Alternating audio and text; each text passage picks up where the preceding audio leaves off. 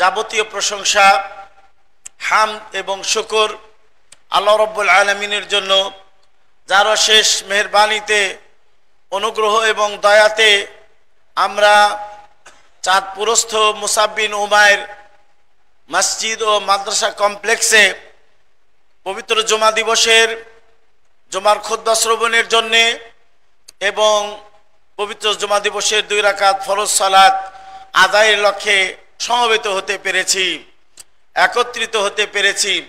যিনি আমাদেরকে এই তৌফিক দিয়ে সুযোগ দিয়ে ধন্য করেছেন, তার বরগাহে তার নিমিত্তে আমরা তার ভাষায় তার প্রশংসা এবং তার শুকরিয়া জ্ঞাপন করি, বলি আলহামদুলিল্লাহ। অতঃপর প্রিয় নবী প্রিয় রাসূল মুহাম্মদ বিন আবদুল্লাহ এর উপরে সালাত এবং সালাম বর্ষিত হোক, সকলেই বলি সাল্লাল্লাহু আলাইহি ওয়াসাল্লাম।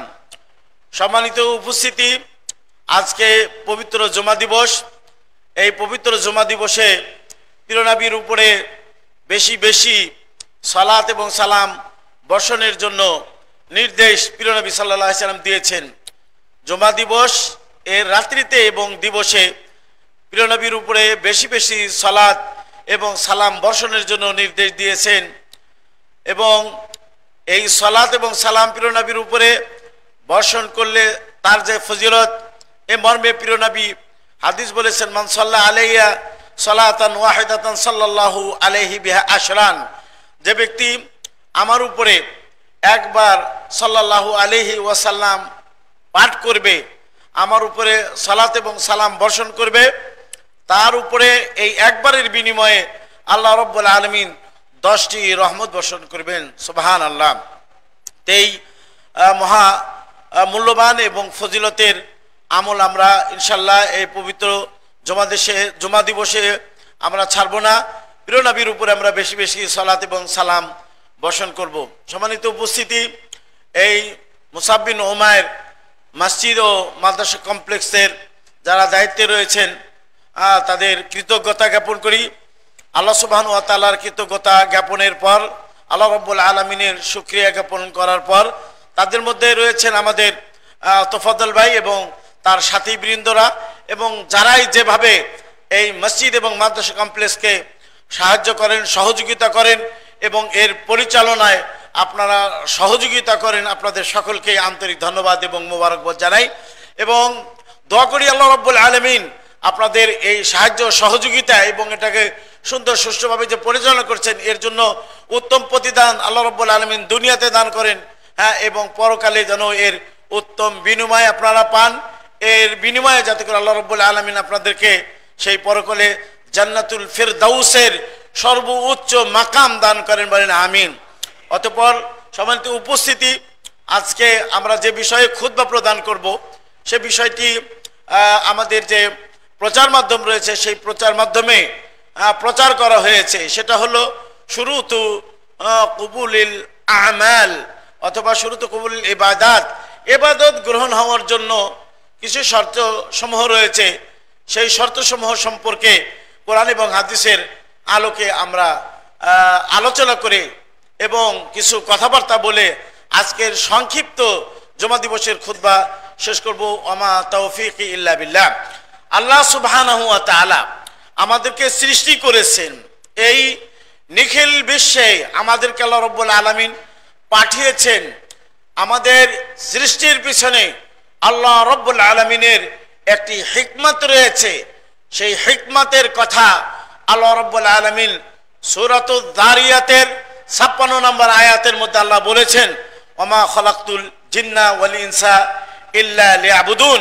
আমি মানব জাতিকে এবং জিন জাতিকে সৃষ্টি করেছি এই জন্য যে তারা আমার ইবাদত করবে, তারা আমার একত্বতা ঘোষণা করবে। আল্লাহ পরবর্তীতে বলছেন যে ওমা উরিদু মিনহুম মির রিজকিন, আমি এই বান্দাদের কাছ থেকে রিজিক চাই না, তারা আমাকে রিজিকের ব্যবস্থা করবে এটা আমি চাই না। ওমা উরিদু আইয়ুতিমুন, এবং আমি এটাও চাই না যে তারা আমাকে খানা খেলাবে, খাবারের ব্যবস্থা করবে। একটাই উদ্দেশ্য, একমাত্র উদ্দেশ্য মানব জাতির সৃষ্টির পিছনে এবং জিন জাতির সৃষ্টির পিছনে, সেটা হলো ইবাদতুহু সুবহানাহু ওয়া তাআলা, আল্লাহ রাব্বুল আলামিনের হ্যাঁ ইবাদত করা। তো এই ইবাদতের জন্য আল্লাহ রাব্বুল আলামিন আমাদেরকে সৃষ্টি করেছেন। এই ইবাদতের ফলাফল কে ভোগ করবে? আল্লাহ খালিক ভোগ করবেন না, বান্দা ভোগ করবেন। এ মর্মে কথা হলো যে নাফুল আল ইবাদাত ওয়া ফায়দাতুহা তারজিউ ইলাল ইবাদ। এই ইবাদতের ফায়দা, এই ইবাদতের উপকার এটা বান্দাই ভোগ করবে, এটা বান্দাই এটা উপভোগ করবে।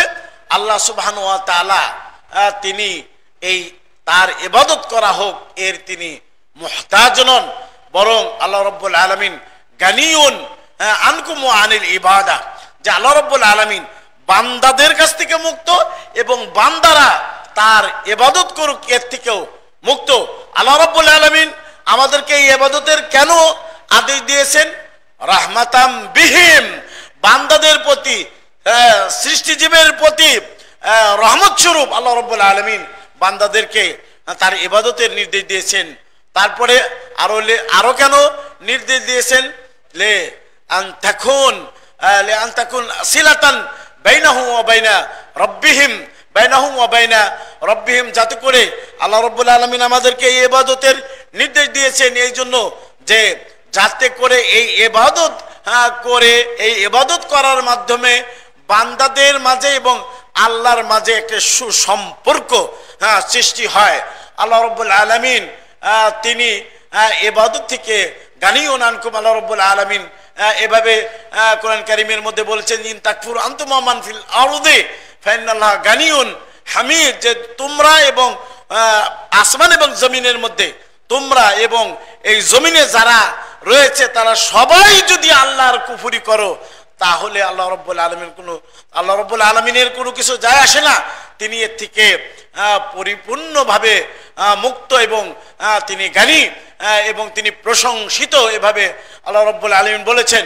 এক হাদিসের মধ্যে, লম্বা হাদিস, মুসলিম শরীফের মধ্যে হাদিসটি এসেছে, সেই অংশের মধ্যে আল্লাহ রাব্বুল আলামিন হাদিসে কুদসি তিনি বলেছেন যে ইয়া ইবাদি, হে আমার বান্দারা, তোমাদের প্রথম যুগের লোক, শেষ যুগের লোক, আদি এবং অন্ত যুগের লোক এবং জিন এবং ইনসান, এরা যদি এই পৃথিবীর সবচেয়ে মুত্তাকি ব্যক্তির অন্তরে পরিণত হও, এক ব্যক্তির অন্তরে পরিণত হও, মা জাদা ফি মুলকি শাইআন, এটা আমার মুলক, আমার রাজত্বের কোনো কিছুই বাড়াবে না।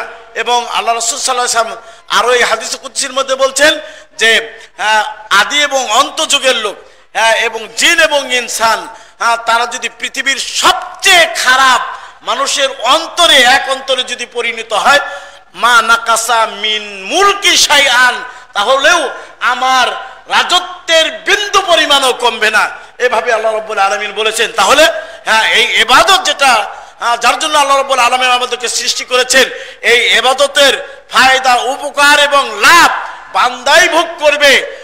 আল্লাহ রাব্বুল আলামিন তিনি এর থেকে কোনো ফায়দা এবং উপকার ভোগ করবেন না। এই ফায়দা বান্দাদের দিকে প্রত্যাবর্তিত হবে, দুনিয়াতে তারা হেদায়েত পাবে, পরকালে তারা জান্নাত পাবে, এটা হলো উদ্দেশ্য। এই ইবাদতের শাব্দিক অর্থ হলো আত-তাযাল্লুল ওয়াল খুদু, অনুগত হওয়া এবং বিনয়ী হওয়া। আত-তাযাল্লুল ওয়াল খুদু লাহু, আল্লাহ রাব্বুল আলামিনের জন্য অনুগত হওয়া এবং বিনয়ী হওয়া। ওয়া তাকাররুবু ইলাইহি বিমা শারআ লিইবাদিহি, আল্লাহ রাব্বুল আলামিন তার বান্দাদের জন্য যে বিধান তিনি প্রবর্তন করেছেন, এটার প্রতি আমল করে বান্দারা আল্লাহর কাছে হবে, এটা হলো ইবাদতের শাব্দিক অর্থ। সম্মানিত উপস্থিতি, ইবাদত বলা হয়, আমরা মনে করি সালাত আদায় করা, সিয়াম পালন করা, যাকাত দেওয়া, বাইতুল্লাহ শরীফের হজ আদায় করা, শাহাদাতু আল্লা ইলাহা ইল্লাল্লাহ ওয়া আন্না মুহাম্মাদুর রাসূলুল্লাহ, আল্লাহ ছাড়া সত্য কোনো মাবুদ নেই, মুহাম্মদ সাল্লাল্লাহু আলাইহি সাল্লাম তার প্রেরিত রাসূল, ন্যায়ের আদেশ দেওয়া, অন্যায় নিষেধ করা, পিতামাতার সাথে সদ্ব্যবহার করা, ফকির দরিদ্রের প্রতি সদ্ব্যবহার করা, এই যে কিছু পরিচিত ইবাদত রয়েছে, আমরা এটাকেই ইবাদত মনে করি। ইবাদতের এই সংজ্ঞা সংক্ষিপ্ত বা সংকীর্ণ সংজ্ঞা নয়, বরং শাইখুল ইসলাম ইবনে তাইমিয়া রাহিমাহুল্লাহ তিনি বলেছেন আল ইবাদাতু ইসমুন হিয়া ইসমুন জামিউন লিমা ইউহিব্বুহুল্লাহু ওয়া ইয়ারদাহু মিনাল আকওয়ালি ওয়াল আমালি যাহিরাতি ওয়াল বাতিনাতি। প্রকাশ্য কথা এবং কাজ, প্রকাশ্য কথা এবং প্রকাশ্য কাজ, অপ্রকাশ্য কথা এবং অপ্রকাশ্য কাজ, যেটাকে আল্লাহ ভালোবাসেন, পছন্দ করেন, হ্যাঁ, এটার পরিপূর্ণ নাম হলো ইবাদত। ইসমুন জামিউন লিমা ইউহিব্বুহুল্লাহু ওয়া ইয়ারদাহু মিনাল আকওয়ালি ওয়াল আমালি যাহিরাতি ওয়াল বাতিনাতি। প্রকাশ্য আমল এবং অপ্রকাশ্য, প্রকাশ্য আমল কথা এবং কাজ এবং অপ্রকাশ্য কথা এবং কাজ, যেটাকে আল্লাহ ভালোবাসেন, পছন্দ করেন, তাকে ইবাদত বলা হয়। এই ইবাদত এটা তাকুনু বিল লিসান, ইবাদত জবানের মাধ্যমে হয়, জবানের মাধ্যমে হয়, যেরকম বিযিকির, আল্লাহ রাব্বুল আলামিনের জিকির স্মরণের মাধ্যমে ইবাদত হয়। তারপর বিতাসবিহ, আল্লাহ রাব্বুল আলামিনের পবিত্রতা বর্ণনার মাধ্যমে ইবাদত হয়। তারপর তাহলিল, লা ইলাহা ইল্লাল্লাহ, এটা বলার মাধ্যমে ইবাদত হয়। ও বিতিলাওয়াতি কিতাবিল্লাহ, কোরআন কারীমের তেলাওয়াতের মাধ্যমে ইবাদত হয়। ওয়া তাকুনুল ইবাদাতু বিল আমাল, আমলের মাধ্যমে ইবাদত হয়, যেরকম কাসসালাতি ওয়া সাওমি ওয়া যাকাতি, এর মাধ্যমে ইবাদত হয়। এবং ওয়া তাকুনু বিল কলব, ইবাদত ওয়া তাকুনুল ইবাদাতু বিল কলবে, অন্তরের মাধ্যমেও ইবাদত হয়। কাল খাউফি মিনাল্লাহ, আল্লাহ তাআলাকে ভয় করা, এই ভয় এটা অন্তরে থেকে হয়। ওয়াল খাশিয়াতি লিল্লাহ, আল্লাহকে ডরানো। ওয়ার রাগবাতি ওয়ার রাহবাতি ইলাইহি, রাগবা মানে হলো আল্লাহ রাব্বুল আলামিনের কাছে যা কিছু রয়েছে তার প্রতি রাগবাত, আগ্রহ প্রকাশ করা। ওয়ার রাহবা, এবং আল্লাহ সুবহানাহু ওয়া তাআলার ইবাদত বন্দেগী যদি কেউ না করে তার জন্য শাস্তির ব্যবস্থা রয়েছে, কে ভয় করা। এই ইবাদত এটা কবুল হওয়ার জন্য প্রথমত শর্ত রয়েছে হলো তিনটি। এক নাম্বার হলো ইবাদত এটা মহব্বতের সাথে হতে হবে, ইবাদতকে ভালোবেসে হতে হবে। তারপরে দ্বিতীয়ত হলো ইবাদত হতে হবে হলো রাজা, মানে হলো আপনি ইবাদত করতেছেন, এই ইবাদতের মাধ্যমে আল্লাহর কাছে সওয়াব পাবেন, পরকালে আপনি জান্নাত পাবেন, এইটা মনে করে। এবং ওয়াল খাউফ, এবং ভয় করে যে আমি যে ইবাদত করতেছি এই ইবাদত আল্লাহ কবুল করবেন কি করবেন না, আল্লাহর কাছে কবুল হলো কি হলো না, এই ভয়ে ইবাদত করতে হবে। তাহলে ইবাদতটাকে মহব্বত করে করতে হবে। দুই নাম্বার হলো আল্লাহর কাছে আশা এবং আকাঙ্ক্ষা রেখে ইবাদত করতে হবে, এবং ভয়ও থাকতে হবে যে আমার ইবাদত আল্লাহর কাছে মকবুল হলো কি হলো না, এই ভয়ও থাকতে হবে। যদি কবুল না হয় এরকম আশঙ্কাও থাকতে হবে। এটা হলো ইবাদতের মূলত আপনার শর্তসমূহ, মানে কবুল হওয়ার জন্য আরো দুটি শর্ত রয়েছে। সেই দুটি শর্তের এক নম্বর শর্ত হলো যে আল ইবাদতু তাকুনু লিল্লাহি সুবহানাহু ওয়া তাআলা, ইবাদতটা কেবলমাত্র শুধুমাত্র একমাত্র আল্লাহ সুবহানাহু ওয়া তাআলার জন্য হতে হবে। এই ইবাদতের ক্ষেত্রে ইবাদতটা শুধুমাত্র আল্লাহ সুবহানাহু ওয়া তাআলার জন্য হতে হবে, আল্লাহ ছাড়া অন্যের জন্য হওয়া যাবে না। এটা হলো এক নম্বর শর্ত, যেটাকে উলামায়ে কেরাম ইখলাস বলছেন। ইখলাসুল ইবাদাতি লিল্লাহ, ইখলাসুল ইবাদাতি লিল্লাহ, ইবাদতটা আল্লাহ সুবহানাহু ওয়া তাআলার জন্য একনিষ্ঠ করা। এ মর্মে আল্লাহ সুবহানাহু ওয়া তাআলা ইখলাসের ব্যাপারে কোরআন কারীমে বহু আয়াত বলেছেন। আলা লিল্লাহি দ্বীনুল খালিস, জেনে রাখো যে আল্লাহ রাব্বুল আলামিনের জন্য রয়েছে খালেস ইবাদত, একনিষ্ঠ দিন। এভাবে আল্লাহ কোরআন কারীমের মধ্যে বলেছেন। আবার আল্লাহ রাব্বুল আলামিন বলেছেন যে ওমা উমিরু ইল্লা লিয়াবুদুল্লাহ মুখলিসিনা লাহুদ্দিন হুনাফা। ওমা উমিরু, তাদেরকে আদেশ দেওয়া হয়নি, কেবলমাত্র তাদেরকে আদেশ দেওয়া হয়েছে যে তারা কেবলমাত্র একমাত্র আল্লাহ রাব্বুল আলামিনের জন্য তার ইবাদতকে একনিষ্ঠ করে আল্লাহর ইবাদত করবে। এই জন্য তাদেরকে আদেশ দেওয়া হয়েছে, এবং তাদেরকে আরো আদেশ দেওয়া হয়েছে যে তারা ইউকিমুস সালাতা ওয়া ইউতুজ যাকাতা, তারা সালাত প্রতিষ্ঠা করবে এবং যাকাত আদা করবে। ইখলাসুল ইবাদাতি লিল্লাহ, এটার অর্থ কি? ইখলাসুল ইবাদাতি লিল্লাহি সুবহানাহু ওয়া তাআলা, এর অর্থ হলো যে আইয়াকুনা মুরাদুল আবদি বি জামি আকওয়ালিহি ওয়া আমালিহি যাহিরাতি ওয়াল বাতিনাতি ইবতিগা ওয়াজহিল্লাহি সুবহানাহু ওয়া তাআলা। ইখলাসের অর্থ হলো যে বান্দার মুরাদ হবে, উদ্দেশ্য হবে তার সকল কথার দ্বারাতে, সকল কর্মের দ্বারাতে, প্রকাশ্য কর্ম অপ্রকাশ্য কর্ম সকল কর্মের দ্বারাতে ইবতিগা ওয়াজহিল্লাহ, আল্লাহ রাব্বুল আলামিনের সন্তুষ্টি কামনা করা। এটা হবে হলো ওই বান্দার সকল কথার মাধ্যমে, সকল কাজের মাধ্যমে আল্লাহ সুবহানাহু ওয়া তাআলার সন্তুষ্টি কামনা করা। এটার অর্থ হলো ইখলাসুল ইবাদাতি লিল্লাহ, আল্লাহ রাব্বুল আলামিনকে, আল্লাহ রাব্বুল আলামিনের জন্য ইবাদতকে একনিষ্ঠ করা। এই আল্লাহ রাব্বুল আলামিনের জন্য যে ইবাদতকে একনিষ্ঠ করতে হবে, এই মর্মে আমরা কোরআন কারীমের কিছু আয়াত আপনাদেরকে অলরেডি বলেছি। আল্লাহ সুবহানাহু ওয়া তাআলা আরো বলেছেন যে ওয়ামা লি আহাদিন ইনদাহু মিন নি'মাতিন তুজজা ইল্লা ইবতিগা ওয়াজহি রাব্বিহিল আলা। এটা সূরাতুল লাইলের আপনার আয়াত। এখানে আবু বকর রাদিয়াল্লাহু তাআলা আনহুর ব্যাপারে বলা হয়েছে যে আবু বকর রাদিয়াল্লাহু তাআলা তিনি আল্লাহর রাস্তায় দান করতেন, আল্লাহ রাব্বুল আলামিনের জন্য ইবাদত বন্দেগী করতেন। বলছেন যে তার জন্য মানে কারোর জন্য তার কাছে কোনো এই দান করার আগে পূর্বে কোনো নেয়ামত বা অনুগ্রহ ছিল না যে অনুগ্রহের প্রতিদান হিসেবে সে দান করেছে।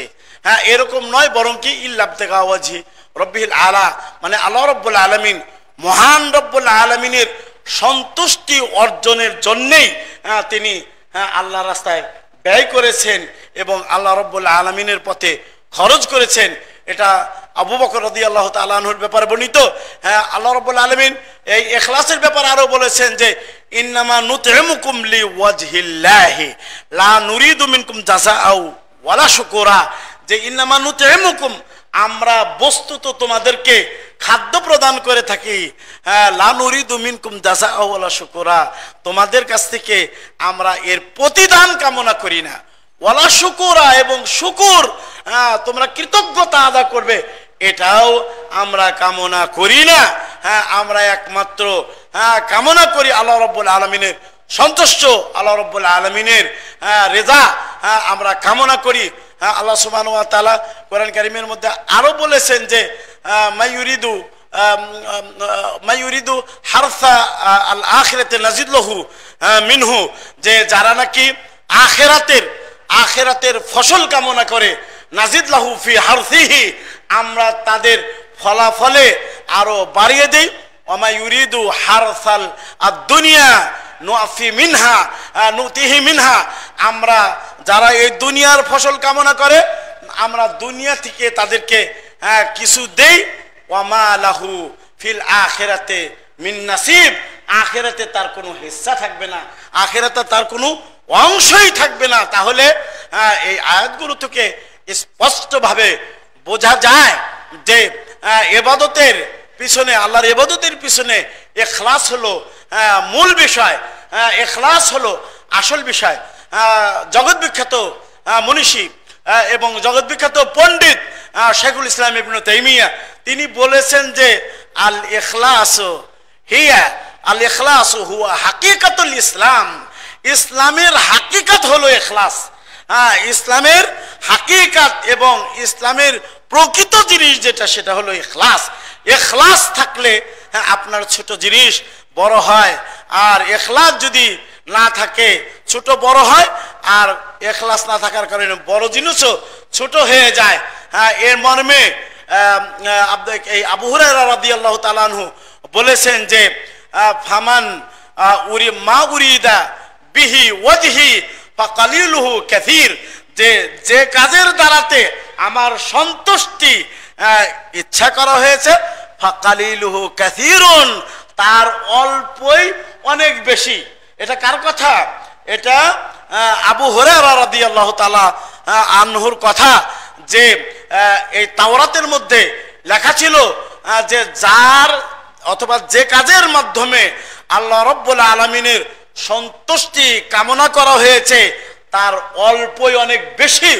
ওমা উরিদা লে গায়রি ওমা উরিদা গায়রি কাসীরুহু কালিল, আর আমাকে উদ্দেশ্য করা ছাড়া যে কাজ করা হয় গায়রুল্লাহর নামে, আমি ছাড়া আল্লাহ, আমি আল্লাহ ছাড়া অন্যের নামে যে কাজ করা হয় সেটা যদি অনেকও হয় সেটা কালিল, অল্প। এইভাবে ইখলাস এত গুরুত্বপূর্ণ একটি বিষয়। এই ইবাদতের মধ্যেও অবশ্যই আপনার ইখলাস থাকতে হবে। ইখলাস না থাকলে সেটা হাবা মানসুরা হয়ে যাবে, বিক্ষিপ্ত ধুলিকণায় পরিণত হয়ে যাবে। আল্লাহ রাব্বুল আলামিন এই মর্মে কোরআন কারিমে আরো বহু আয়াত বর্ণনা করেছেন। ইখলাস যে থাকতে হবে তার ব্যাপারে আল্লাহ সুবহানাহু ওয়া তাআলা সূরাতুল কাহফের মধ্যে শেষের দিকে বলছেন যে ফামান কানা ইয়ারজু লিকা রাব্বিহি ফালইয়ামাল আমালান সালিহা। ফামান কানা ইয়ারজু লিকা রাব্বিহি, যে তার রবের সাথে সাক্ষাতের প্রত্যাশা করে, ফালইয়ামাল আমালান সালিহা, সে যেন সত্য সঠিক আমল করে। ফামান কানা ইয়ারজু লিকা রাব্বিহি ফালইয়ামাল আমালান সালিহা ওয়ালা ইউশরিক বিইবাদাতি রাব্বিহি আহাদা, আর সে যেন তার রবের ইবাদতের সাথে কাউকে শরীক না করে। এই ইখলাসের বিপরীত হলো শিরক। শিরক যদি তার ইবাদতের মধ্যে থাকে তাহলে এই শিরক বাতিল হয়ে যাবে এবং সেটা আপনার বিক্ষিপ্ত ধূলিকণার মতো হয়ে যাবে। আল্লাহ বলছেন ওয়াকাদিমনা ইলা মা আমিলু মিন আমালিন ফাজআলনাহু হাবাআম মানথুরা, ওয়াকাদিমনা ইলা মা আমিলু মিন আমালিন ফাজআলনাহু হাবাআম মানথুরা। আয়াতটি এর অর্থ হলো যে আমরা তাদের আমলের দিকে যাব, তাদের আমলকে আমরা দেখব এবং সেটাকে বিশ্লেষণ করব এবং পর্যবেক্ষণ করব। তারপরে সেই আমলের মাঝে ইখলাস না থাকার কারণে, আল্লাহ রাব্বুল আলামিনের জন্য না হওয়ার কারণে জান্নাহু হাবাআম মানথুরা, সেটাকে বিক্ষিপ্ত আপনার ধূলিকণার মধ্যে আমরা পরিণত করে দিব। আল্লাহ সুবহানাহু ওয়া তাআলা আরো বলেছেন যে লাকাদ উহিয়া ইলাইকা ওয়া ইলাল্লাযিনা মিন ক্বাবলিকা লাইন আশরাকতা লা ইয়াহবাতান্না আমালুকা লাকাদ উহিয়া ইলাইকা ওয়া ইলাল্লাযিনা মিন ক্বাবলিকা, তোমার নিকটে এবং তোমার পূর্ববর্তী নবীদের নিকটে ওহী করা হয়েছে এই মর্মে যে লাইন আশরাকতা, তুমি যদি শিরিক করো, লা ইয়াহবাতান্না আমালুকা, তোমার আমল বাতিল হয়ে যাবে। রাসূলের আমল যদি শিরক করার কারণে বাতিল হয়ে যায় তাহলে আপনার এবং আমার আমল শিরক করার কারণে সেটা বাতিল হবে না, সঠিক থাকবে, বাতিল হয়ে যাবে।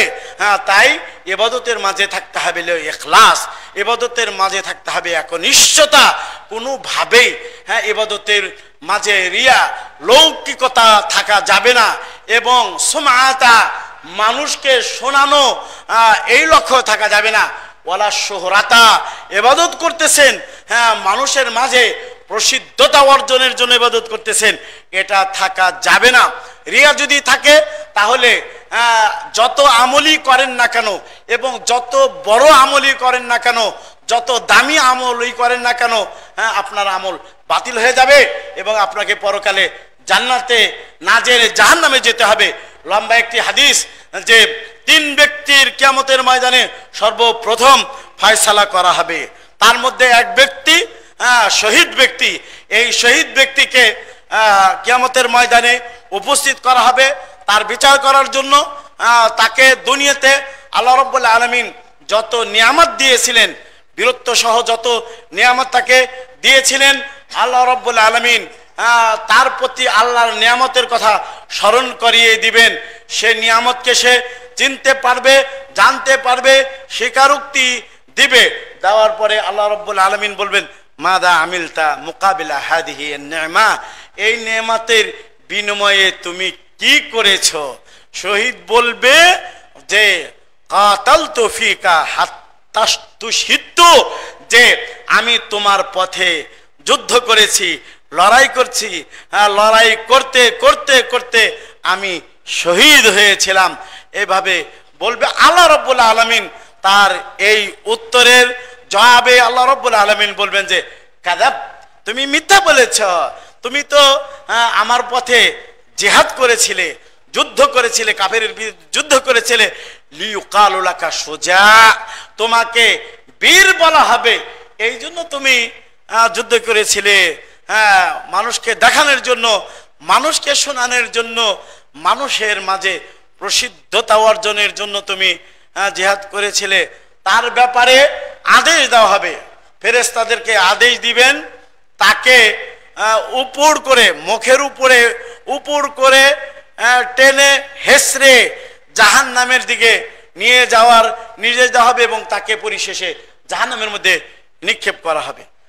বলেন নাউজুবিল্লাহ মিন যালিক। আল্লাহ রাস্তায় জিহাদ করা এটা ছোট আমল না বড় আমল? ছোট আমল নয়, বড় আমল। আল্লাহ রাসূল সাল্লাল্লাহু আলাইহি ওয়াসাল্লামকে জিজ্ঞাসা করা হয়েছিল যে আইয়াল আমালে আফদালু ইনদাল্লাহ, সবচেয়ে অতি উত্তম আমল কোনটি? হে আল্লাহ রাসূল, আল্লাহ রাসূল ঈমানুম বিল্লাহ, আল্লাহর প্রতি ঈমান আনা সবচেয়ে অতি উত্তম আমল। সবচেয়ে অতি উত্তম আমল কি? আল্লাহর প্রতি ঈমান আনা। সুম্মা আইয়ুনিয়া রাসূলুল্লাহ, তারপরে কি? কয় জিহাদ ফি সাবিলিল্লাহ, আল্লাহ রাস্তায় দ্বিতীয় স্তরের আমল, ভালো আমল হলো আল্লাহ রাস্তায় জিহাদ করা। এই জিহাদের এত মর্যাদা, শহীদের এত মর্যাদা যে পরকালে তাকে 100টি দরজা তাকে কিয়ামতের ময়দানে দেওয়া হবে এবং তাকে আরো রং বেরং বিভিন্ন ধরনের নেয়ামত তাকে পরকালে দেওয়া হবে শহীদকে। কিন্তু এই শহীদ আল্লাহ রাস্তায় জিহাদ করেছিল মানুষকে দেখানোর জন্য, মানুষকে শোনানোর জন্য, এই জন্য তার পরিণতি হবে হলো জাহান্নাম। ইখলাস ছিল না ইবাদতের মাঝে, এই জিহাদের মাঝে ইখলাস ছিল না, বিদায় তাকে জাহান্নামে যেতে হবে। দ্বিতীয় ব্যক্তি যাকে নিয়ে আসা হবে এবং তাকে এবং তার বিচার করা হবে, ফায়সালা করা হবে, সে হলো একজন আলিমুন। আলিমুন মানে হলো দিনী জ্ঞানী, মানে হলো দিনী স্কলার। তাকে নিয়ে আসা হবে এবং কারিউল কোরআন, কোরআন পাঠকারীকে, কোরআন শিখেছিল এমন ব্যক্তিকে নিয়ে আসা হবে এবং তার বিচারের জন্য উপস্থিত তাকে করা হবে এবং তাকে যে নিয়ামত এই দুনিয়াতে আল্লাহ রাব্বুল আলামিন দিয়েছিলেন এটা তাকে স্মরণ করিয়ে দেওয়া হবে, তার সামনে তুলে ধরা হবে। সেই নিয়ামত ভোগ করেছে এটা স্বীকারোক্তি দিবে, এই নিয়ামতগুলো সে চিনতে পারবে এবং সেটাকে বুঝতে পারবে। পরে তাকে বলা হবে যে এই যে তুমি দুনিয়াতে এত বড় আলেম স্কলার হয়েছিলে, এত বড় কারি, তোমার সুনাম সুখ্যাতি সারা পৃথিবীতে ছড়িয়ে পড়েছিল, তুমি এর বিনিময়ে কি করেছো? সে বলবে তাআল্লামতু আল ইলমা ওয়া আল্লামতুহুন নাস, যে আমি ইলম জ্ঞান অর্জন করেছিলাম এবং এটা বিতরণ করেছিলাম, মানুষকে শিক্ষা দিয়েছিলাম। কারিউল কোরআন বলবে যে আমি এই কোরআন তেলাওয়াত করেছিলাম, শিখেছিলাম, এটা মানুষকে আমি শিক্ষা দিয়েছি। আল্লাহ রাব্বুল আলামিন এর জবাবে বলবেন যে কাযাবতা, তুমি মিথ্যা বলেছো। কোরআন কারীম শিক্ষা করা এবং শিক্ষা দেওয়া এটা পৃথিবীর শ্রেষ্ঠ কাজের মধ্যে অন্যতম একটি শ্রেষ্ঠ কাজ। আল্লাহ রাসূল সাল্লাল্লাহু আলাইহি ওয়াসাল্লাম বলছেন যে খায়রুকুম মান তাআল্লামাল কোরআনা ওয়া আল্লামাহু, তোমাদের মধ্যে সর্বশ্রেষ্ঠ অর্থাৎ সারা পৃথিবীর মধ্যে সর্বশ্রেষ্ঠ সেই ব্যক্তি যে ব্যক্তি কোরআন শিখে অপরকে শিক্ষা দেয়। এই ব্যক্তি কোরআন শিক্ষা করেছিল এবং কোরআন অপরকে শিক্ষা দিয়েছিল, কোরআন এলেম শিক্ষা করেছিল এবং এলেম অপরকে শিক্ষা দিয়েছিল, কোরআন শিক্ষা করেছিল অপরকে শিক্ষা দিয়েছিল।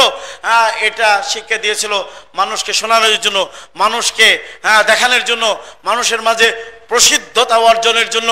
আল্লাহ বলবেন কাযাবতা, তুমি মিথ্যা বলেছ। ফেরেশতাদেরকে তার ব্যাপারে নির্দেশ দেওয়া হবে, তাকে উপর করে টেনে হেঁচড়ে নিয়ে যাওয়া হবে এবং তাকে জাহান্নামের মধ্যে নিক্ষেপ করা হবে। বলেন নাউজুবিল্লাহ মিন যালিক। এটাও শীর্ষস্থানীয় আমল, কাজ কোরআন শিক্ষা করা, কোরআন শিক্ষা দেওয়া, জ্ঞান অর্জন করা, দ্বীনি জ্ঞান অর্জন করা এবং অপরকে শিক্ষা দেওয়া অত্যন্ত মূল্যবান গুরুত্বপূর্ণ একটি ইবাদত। এই ইবাদতের মাঝে ইখলাস না থাকার কারণে তাকে জাহান্নামে যেতে হবে। ওয়ালিয়াযু বিল্লাহ। তৃতীয় ব্যক্তি যাকে যার ফয়সালা করা হবে, তাকে উপস্থিত করা হবে, বলা হবে যে তোমাকে যে এই যে আমি নিয়ামতগুলো দিয়েছিলাম, এই নিয়ামত তুমি পেয়েছিলে কিনে, ভোগ করেছিলে কিনে, এভাবে তাকে বলা হবে। সে তার এই নিয়ামত স্বীকার করবে এবং সেটা সে পেয়েছিল এটা সে বলবে এবং এটা সে জানতে পারবে যে এই নিয়ামত আমি ভোগ করেছি। তাকে বলা হবে হলো মালদার, যে আমি যে তোমাকে পৃথিবীর বিভিন্ন ধরনের মাল দিয়েছিলাম, ফ্যানের দোকানের মালিক বানিয়েছিলাম, গাড়ির দোকানের মালিক বানিয়েছিলাম, তারপরে যত ধরনের মাল রয়েছে সব ধরনের মাল আমি অর্থ তোমাকে দিয়েছিলাম, এই অর্থের বিনিময়ে তুমি কি করেছ? সে বলবে যে যত রাস্তা আছে, খরচের যত রাস্তা আছে এবং যে রাস্তায় খরচ করলে আপনি সন্তুষ্ট হন, রাজি হন, এমন কোনো রাস্তায় আমি ছাড়ি নাই, প্রত্যেক রাস্তায় আমি খরচ করেছি, দান করেছি, অর্থ ব্যয় করেছি। আল্লাহ রাব্বুল আলামিন বলবেন যে কাযাবতা, তুমি মিথ্যা বলেছ, তুমি দান করেছ, লিউকাল লাকা জাওয়াদুন, তোমাকে মানুষ দানবীর বলবে। এটা মানুষের কাছ থেকে এই বাহবা এবং মানুষকে এটা দেখানোর জন্য, মানুষকে শোনানোর জন্য, মানুষের মাঝে প্রসিদ্ধতা অর্জনের জন্য এটা করেছিলে। এই ব্যক্তির ব্যাপারেও আল্লাহ রাব্বুল আলামিন ফেরেশতাদেরকে নির্দেশ দিবেন, তাকে উপর করে টেনে হেসড়ে নিয়ে যাওয়া হবে, পরিশেষে তাকে জাহান্নামের মধ্যে নিক্ষেপ করা হবে। বলেন নাউজুবিল্লাহ মিন জালিক। এই হাদিসের মধ্যে তিনটি ইবাদতের কথা বলা হয়েছে। একটা হলো আল্লাহর রাস্তায় জিহাদ করা, শীর্ষস্থানীয় একটি ভালো কাজ। তারপরে কোরআন জ্ঞান অর্জন করা এবং শিক্ষা দেওয়া, এবং কোরআন শিক্ষা করা, অপরকে শিক্ষা দেওয়া, এটাও শীর্ষস্থানীয় একটি ভালো কাজ। তারপরে মাল আল্লাহর রাস্তায় খরচ করা, এটাও অন্যতম একটি ভালো কাজ। এই ভালো কাজ করার পরেও ওই ব্যক্তি, এই তিন ব্যক্তিকে জাহান্নামে যেতে হবে। শুধু তাই নয়, এদের মাধ্যমে আপনার জাহান্নামের আগুনকে, জাহান্নামকে উদ্বোধন করা হবে। বলেন নাউযুবিল্লাহ মিন যালিক। এর পেছনে কারণ একটাই, যে এই তার ইবাদতের মাঝে ইখলাস ছিল না, তার ইবাদতের মাঝে একনিষ্ঠতা ছিল না, তাই তাকে এইভাবে এই করতে হবে, মানে জাহান্নামে যেতে হবে। আল্লাহ সুবহানাহু ওয়া তাআলা অন্যত্র বলছেন যে আল্লাযী খালাকাল মাউতা ওয়াল হায়াতা লিয়াবলুয়াকুম আইয়ুকুম আহসানু আমালা। আল্লাযী খালাকাল মাউতা ওয়াল হায়াতা, তোমাদের রব তিনি যিনি হায়াত এবং মউতকে সৃষ্টি করেছেন। কেন হায়াত এবং মউতকে সৃষ্টি করেন? লিয়াবলুয়াকুম, যাতে করে তিনি পরীক্ষা করেন যে আইয়ুকুম আহসানু আমালা, আমলে কে অতি উত্তম। আইয়ুকুম আহসানু আমালা, আমলে কে অতি উত্তম, এইটা পরীক্ষা করার জন্য আল্লাহ রাব্বুল আলামিন হায়াত এবং মউতকে আল্লাহ রাব্বুল আলামিন সৃষ্টি করেছেন। আপনারা ইয়াদ, ফুদাইল ইবনে ইয়াদের কথা শুনেছেন, প্রখ্যাত তাবি। ফুদাইল ইবনে ইয়াদ প্রখ্যাত তাবি। তাকে জিজ্ঞাসা করা হলো যে আইয়ুকুম আহসানু আমালা, এর অর্থ কি? এর অর্থ কি? এর ব্যাখ্যা কি? ভালোভাবে বুঝতেছি না, একটু বুঝিয়ে বলুন, ব্যাখ্যা করে বলুন। তখন বলেছেন ফুদাইল ইবনে ইয়াদ, তিনি বলছেন যে আসওয়াবুহু ওয়া আখলাসুহু ওয়া আসওয়াবুহু, আইয়ুকুম আহসানু আমালা, আমলে কে উত্তম, এটার অর্থ হলো যে কার ইবাদত বেশি একনিষ্ঠ, কার ইবাদত বেশি একনিষ্ঠ, এবং কার ইবাদত আসওয়াবুহু বেশি সঠিক। তো এটা তিনি বলেছেন। আখলাসুহু এর অর্থ হলো মা কানা লিল্লাহ, মানে বেশি একনিষ্ঠ, এর অর্থ হলো যেটা কেবলমাত্র আল্লাহর জন্য হবে। আর আসওয়াবুহু মানে বেশি সঠিক হবে, বেশি সঠিক হবে, এর অর্থ হলো মা কানা আল্লাহ সুন্নাতে নবী সাল্লাল্লাহু আলাইহি সাল্লাম, যেটা নবী সাল্লাল্লাহু আলাইহি সাল্লামের সুন্নাতে হবে, সেটা হলো আসওয়াব। তো আল্লাহ সুবহানাহু ওয়া তাআলা তো বলছেন যে ফামান কানা ইয়ারজু লিকা রাব্বিহি ফালইয়ামাল আমালান সালিহান ওয়া লা ইউশরিক বিইবাদাতি রাব্বিহি আহাদা। এই আয়াতের মধ্যে আল্লাহ রাব্বুল আলামিন ইবাদত কবুল হওয়ার দুটি শর্তই উল্লেখ করেছেন, দুটি শর্তই উল্লেখ করেছেন। ফালইয়ামাল আমালান সালিহা, সে যেন নেক আমল করে। নেক আমল তখনই হবে যখন আপনার ওই ইবাদতটা নবী সাল্লাল্লাহু আলাইহি সাল্লামের তরিকায় হবে, তখন আপনার আমলটা নেক হবে, সৎ হবে, এবং আল্লাহ রাব্বুল আলামিনের দরবারে কবুল হবে। ওয়ালা ইউশরিক বিইবাদাতি রাব্বিহি আহাদা, এবং তার ইবাদতে, তার প্রভুর ইবাদতে কাউকে শরীক হবে না, শরীক করবে না। যতক্ষণ পর্যন্ত ব্যক্তি আল্লাহর জন্য ইবাদত করবে, এবং এই ইবাদতে, আল্লাহর ইবাদতে কাউকে শরীক করবে না, তখনই ইবাদত আল্লাহ রাব্বুল আলামিনের কাছে কবুল হবে, অন্যথায় কবুল হবে না। আমরা ইখলাস সম্পর্কে মোটামুটি ভালো জানলাম। আমি আপনাদেরকে আরেকটি শর্ত হলো মুতাবাআতুন নবী ফিমা জা বিহি মিনা শারায়ে। নবী সাল্লাল্লাহু আলাইহি ওয়াসাল্লাম যে শরীয়ত নিয়ে এসেছেন, ওই শরীয়তে নবী সাল্লাল্লাহু আলাইহি ওয়াসাল্লাম অনুসরণ করতে হবে। মুতাবাতুর রাসূল, রাসূলের অনুসরণ করতে হবে, রাসূলের অনুকরণ করতে হবে, অনুকরণ করে ইবাদত করতে হবে। আল্লাহ রাসূল হাদিসের মধ্যে বলছেন যে মান আমিলা আমালান লাইসা আলাইহি আমরুনা ফাহুয়া রাদ্দুন। মান আমিলা আমালান, যে ব্যক্তি এমন আমল করলো যে আমলের মাঝে আমাদের আদেশ নেই, ফাহুয়া রাদ্দুন, তা প্রত্যাখ্যাত, অগ্রহণযোগ্য। হ্যাঁ, এটা আল্লাহ রাসূল সাল্লাল্লাহু আলাইহি ওয়াসাল্লাম বলেছেন। এটা বেদাতের, আসলে প্রকৃতপক্ষে এটা বেদাতের সংজ্ঞা। বেদাতের সংজ্ঞা হলো যে মান আমিলা আমালান লাইসা আলাইহি আমরুনা ফাহুয়া রাদ্দুন, যে এমন আমল করবে যে আমলের মাঝে রাসূলের আল্লাহর আদেশ থাকবে না, রাসূলের আদেশ থাকবে না, সেটাই হলো কি প্রত্যাখ্যাত, মারদুদ, পরিত্যক্ত, পরিত্যাজ্য, হ্যাঁ, এবং কি সেটা হলো অগ্রহণযোগ্য। আর বেদাতও তাই বলা হয় যে আল বেদাতু লাইসা ফিহা আমরুল্লাহ ওয়ালা আমরু রাসূলিহি সাল্লাল্লাহু আলাইহি ওয়াসাল্লাম। বেদাত ওই কাজ যে কাজের মাঝে আল্লাহর রাসূলের আদেশ থাকবে না, আল্লাহর আদেশ থাকবে না এবং রাসূল সাল্লাল্লাহু আলাইহি ওয়াসাল্লামের আদেশ থাকবে না।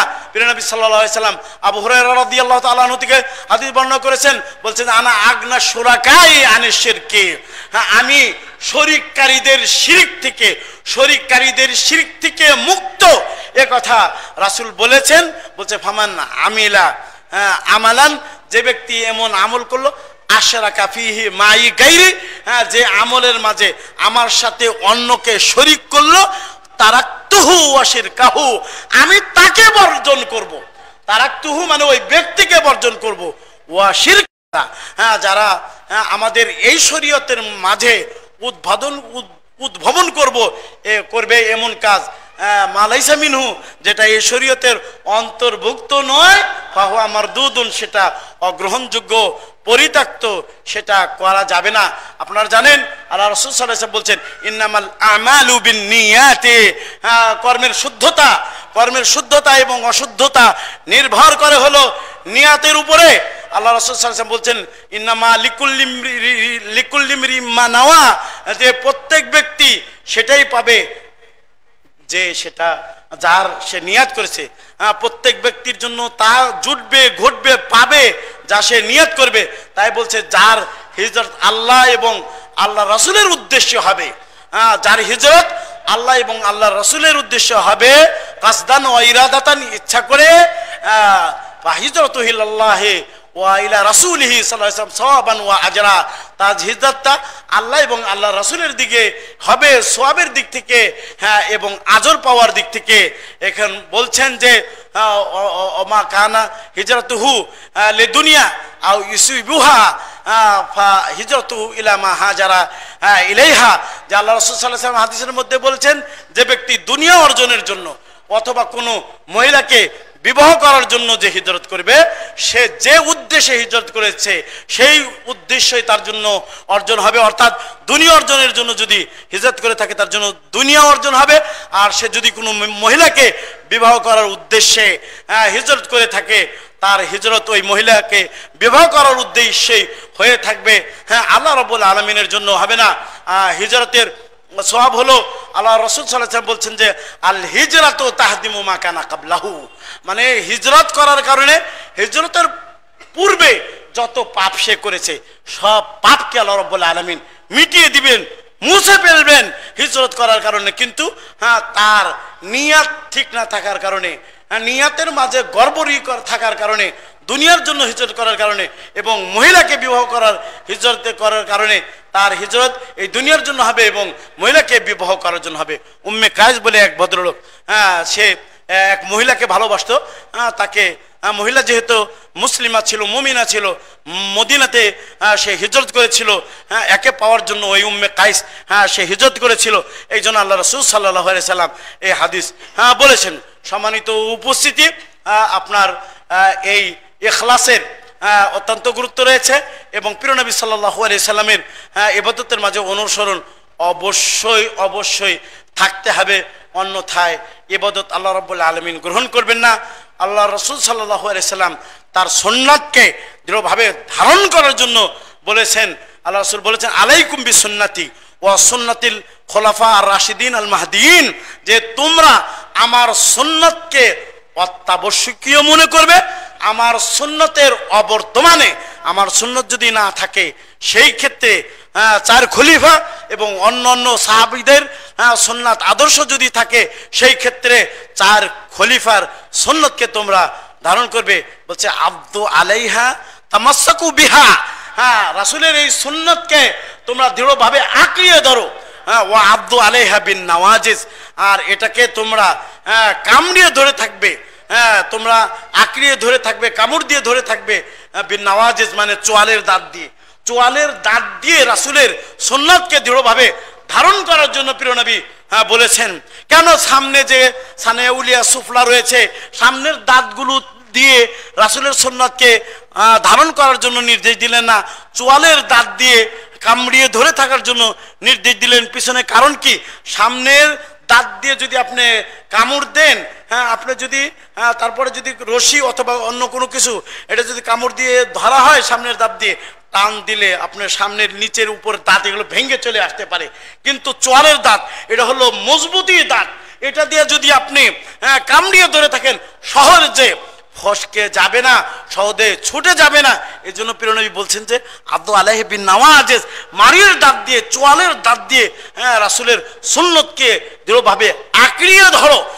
ইবাদতের মাঝে সুন্নত থাকলে সেই ইবাদতের মধ্যে বরকত হবে, সেই ইবাদতের মাঝে আপনার বারাকা নাজিল হবে, সেটা আল্লাহ রাব্বুল আলামিনের দরবারে, আল্লাহ রাব্বুল আলামিনের নিকটে কবুল হবে। তাই সুন্নতের অপরিহার্যতা অনেক বেশি। বেদাত থেকে প্রিয় নবী সাল্লাল্লাহু আলাইহি ওয়াসাল্লাম সতর্ক করেছেন, সাবধান করেছেন। প্রিয় নবী বেদাত থেকে বলছেন ইয়াকুম ওয়া মুহদাসাতিল উমুর, তোমরা সতর্ক এবং সাবধান থাকবে মুহদাসাতিল উমুর, শরীয়তের মাঝে নতুন নতুন যে সমস্ত কার্যকলাপ রয়েছে, যে কার্যকলাপের মাঝে আল্লাহর আদেশ নেই, প্রিয় নবী সাল্লাল্লাহু আলাইহি সাল্লামের আদেশ নেই, এগুলো থেকে তোমরা সতর্ক থাকবে, সাবধান থাকবে, দূরে থাকবে। কেন? ফাইন্না কুল্লা মুহদাসাতিন বিদআ, প্রত্যেক নতুন কাজই হলো নবাবিষ্কৃত, ওয়া কুল্লু বিদআতিন দালালা, আর প্রত্যেক নবাবিষ্কৃত কাজ হলো গুমরাহি। অন্য রিওয়ায়াতে, নাসাইর অন্য রিওয়ায়াতের মধ্যে আছে ও কুল্লু দালালাতিন ফিন্নার, প্রত্যেক পথভ্রষ্টতার পরিণাম হলো জাহান্নাম। সম্মানিত উপস্থিতি, আমি আপনাদেরকে সুন্নতে রাসূলের অনুসরণ করে ইবাদত করতে হবে, এর যে গুরুত্ব রয়েছে, এই মর্মে একটি হাদিস আপনাদেরকে শোনাইতে চাচ্ছি। হাদিসটি মুসলিম শরীফের মধ্যে আছে।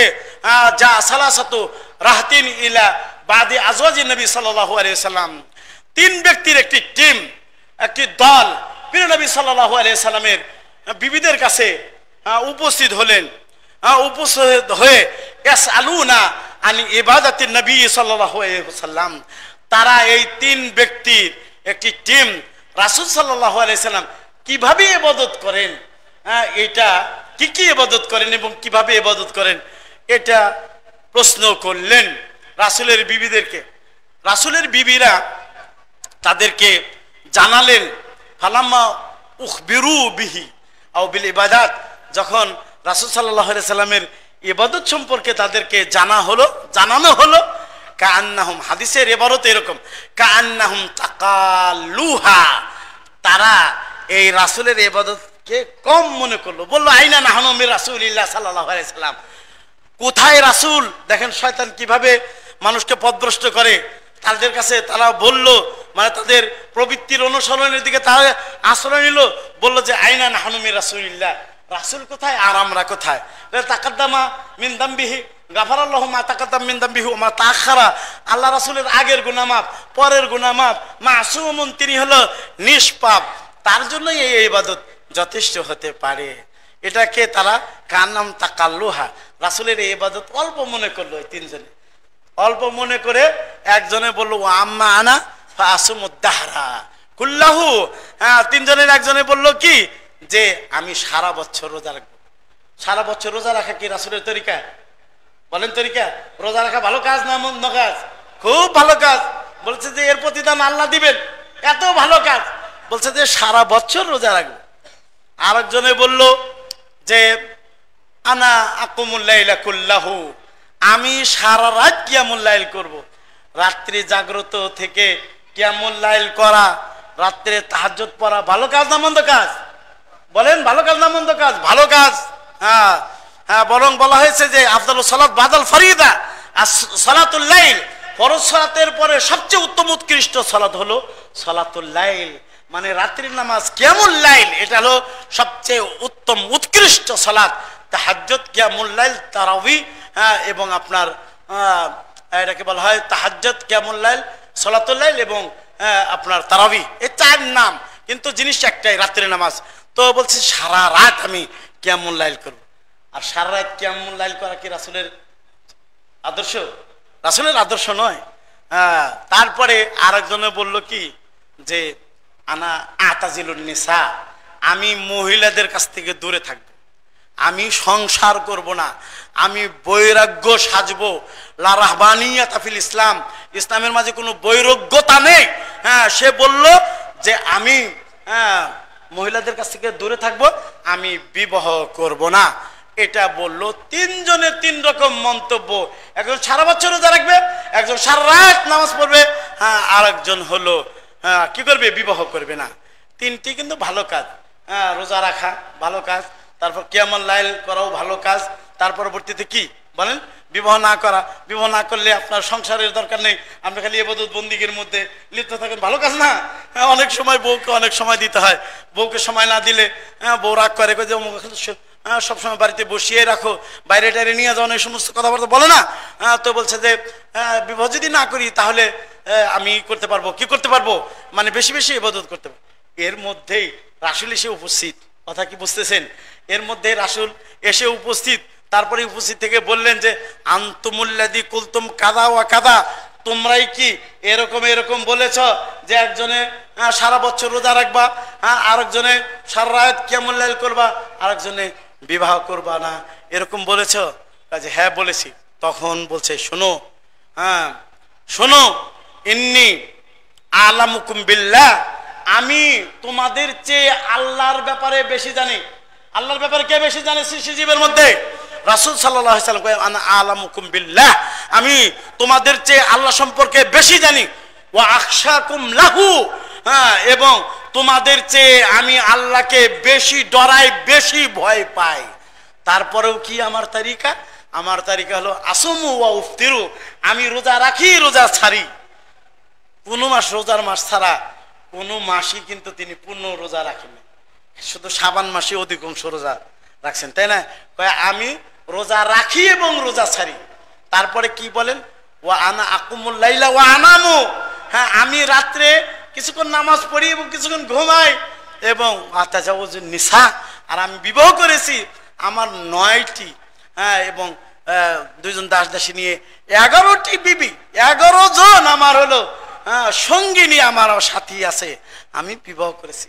বলছে যে এটাই হলো আমার তারিকা, এটাই হলো আমার রাস্তা, এটাই হলো আমার পন্থা, এটাই হলো আমার শরীয়ত। ফামান রাগিবা আন সুন্নতি ফালাইসা মিন্নি, যে ব্যক্তি আমার এই পথকে, হ্যাঁ, পথ থেকে বিমুখ হবে, হ্যাঁ, এটা থেকে মুখ ফিরিয়ে নিবে, ফালাইসা মিন্নি, সে আমার দলভুক্তই নয়। বোঝাচ্ছে ব্যাপারটা?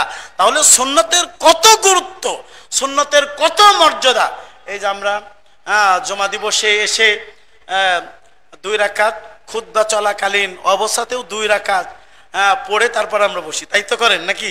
হ্যাঁ, আমরা তাই করি। হ্যাঁ, আল্লাহ রাসূল সাল্লাল্লাহু আলাইহি ওয়াসাল্লাম এভাবে খুতবা দিতেছিলেন। হ্যাঁ, একজনে এসে বসে গেল, বসে যাওয়ার পরে আল্লাহ রাসূল সাল্লাল্লাহু আলাইহি ওয়াসাল্লাম খুতবা দেওয়া ওয়াজিব, এই ওয়াজিব কাজ বন্ধ করে বলে ইয়া ফুলান আসল্লাইতা রাকাতাইন, তুমি কি অমুক ব্যক্তি, তুমি কি 2 রাকাত নামাজ পড়েছো? কয় যে না। কয় কুম, দাঁড়াও, ওয়াসাল্লি রাকাতাইন ওয়া আউজিজ, বলছে 2 রাকাত পড়ো এবং সংক্ষিপ্তভাবে পড়ো। এই যে সুন্নাতের গুরুত্ব, হ্যাঁ, এবং এই যে সুন্নাতের মর্যাদা, এটা যারা নাকি কোরআন এবং সহিহ সুন্নাহকে ফলো করে, গুরুত্ব দেয়, তারাই এই সুন্নাতের মর্যাদা বুঝে, তারাই এই সুন্নাতের আপনার গুরুত্ব দেয়। তাই ইবাদতের মধ্যে যেভাবে ইখলাস থাকতে হবে, অনুরূপভাবে ইবাদতের মাঝে থাকতে হবে কি প্রিয় নবী সাল্লাল্লাহু আলাইহি ওয়াসাল্লামের অনুসরণ অনুকরণ থাকতে হবে। যদি ইখলাস না থাকে, প্রিয় নবীর অনুসরণ অনুকরণ যদি ইবাদতের মধ্যে না থাকে, ওই ইবাদত আসমান সমান বড় যদি হয়, তাও সেটা কবুল হবে না, সেটা গ্রহণ হবে না। এই ফুদাইল ইবনে ইয়াজ ওখানে তো বললেন যে আইয়ুকুম আহসানু আমালা, তোমাদের মধ্যে কে আমলে উত্তম। এর অর্থ হলো যে কার আমল সবচেয়ে বেশি খালেস, কার আমল বেশি সঠিক, এ কথা বললেন। হ্যাঁ, এ কথা বলার পরে তিনি বলছেন কি, যে যদি ইবাদত ইনকানা খালেসান ওয়ালাম ইয়াকুন সাওয়াবান লা ইউকবাল, যদি ইবাদত খালেস হয় আল্লাহর জন্য যদি হয়, রাসূলের তরিকায় যদি না হয় লা ইউকবাল, গ্রহণ হবে না। ওয়াইন কানা সাওয়াবান ওয়ালাম ইয়াকুন খালেসান, রাসূলের তরিকায় হলো কিন্তু আল্লাহর জন্য হলো না, লা ইউকবাল, হ্যাঁ তাও গ্রহণ হবে না। হাত্তা ইয়াকুনা খালেসান ওয়া সাওয়াবান লিল্লাহ, হ্যাঁ যতক্ষণ পর্যন্ত এই ইবাদত একনিষ্ঠ না হবে, যতক্ষণ পর্যন্ত এই ইবাদত রাসূলের তরিকায় না হবে, ততক্ষণ পর্যন্ত ইবাদত গ্রহণ হবে না। হ্যাঁ, আপনার ইবনে রজব আল হাম্বলি তিনি বলছেন যে মান আমিলা আমালান লাইসা আলাইহি আমরুনা, বলছে এটা আসলুন আযীমুন মিন উসুলিল ইসলাম, বলছে যে ইসলামের যে মূলনীতি রয়েছে সেই মূলনীতির মধ্যে এই হাদিসটি বিরাট একটি মূলনীতি। তিনি ইবনে রজব হাম্বলি বলছেন, হ্যাঁ বলছে যে এটা প্রকাশ্য আমল মাপার একটি যন্ত্র। হ্যাঁ, মান আমিলা আমালান লাইসা আলাইহি আমরুনা, প্রকাশ্য আমলগুলো মাপার দাঁড়িপাল্লা হলো এই হাদিস। আর একটা হাদিস হলো কি, হ্যাঁ ইন্নামাল আমালু বিন্নিয়াত, হ্যাঁ মানে প্রত্যেক কর্ম শুদ্ধ হওয়া অশুদ্ধ হওয়া নিয়তের উপরে নির্ভর করে। বলছে যে এই হাদিসটি হলো আপনার বাতেনি আমল, বাতেনি মানে যেটা দেখা যায় না, ওই আমল মাপার জন্য এটা হলো মিজানের মতো, মানদণ্ডের মতো। তাই আপনাদেরকে এই সংক্ষিপ্ত খুতবার মধ্যে যেটা হ্যাঁ আমি যে কথাগুলো বললাম তার সামারি হলো যে ইবাদতের মাঝে অবশ্যই ইখলাস থাকতে হবে, অর্থাৎ ইবাদত আল্লাহর জন্য হতে হবে এবং ওই ইবাদতটি প্রিয় নবী সাল্লাল্লাহু আলাইহি সাল্লামের তরিকায় হতে হবে। এমন কোনো আমল নাই শরীয়তের মাঝে, এমন কোনো ইবাদত নাই প্রিয় নবী করে যান নাই, প্রিয় নবী দিক নির্দেশনা দিয়ে যান নাই, প্রিয় নবী তার সমর্থন দিয়ে যাননি। প্রত্যেকটি ইবাদতের হয় তিনি করে গেছেন, অথবা তিনি নির্দেশনা দিয়ে গেছেন, অথবা প্রিয় নবী সাল্লাল্লাহু আলাইহি ওয়াসাল্লাম সমর্থন করে গেছেন। হ্যাঁ তাই হ্যাঁ এই তিনের বাইরে যেটা করে গেছেন সেটা করবেন, যেটা নির্দেশ দিয়ে গেছেন সেটাও করবেন, আর যেটা সম্মতি দিয়ে গেছেন সেটা করবেন। এর বাইরে কোনো আমল নেই। আর এই ইবাদত এটা সম্পূর্ণভাবেই আল্লাহ রাব্বুল আলামিনের জন্য হতে হবে, আল্লাহ ছাড়া অন্যের নামে কোনো অবস্থাতেই হওয়া যাবে না। আল্লাহ সুবহানাহু ওয়া তাআলার কাছে দোয়া প্রার্থনা, তিনি যেন আমাদের প্রতিটি আমল আল্লাহর জন্য এবং প্রতিটি আমল যেটা আমরা আল্লাহর জন্য করবো সেটা যেন প্রিয় নবীর তরিকায় হয়, রাস্তায় হয়, এই তৌফিক আল্লাহ তুমি আমাদেরকে দান করো। বারাকাল্লাহু লানা ওয়া লাকুম ফিল কুরআনিল আযীম ওয়া নাফানা বিল আয়াতি ওয়া যিকরিল হাকীম ফাইন্নাহু তাআলা জাওয়াদুল কারীম মালিকুম বির রাউফুর রাহিম।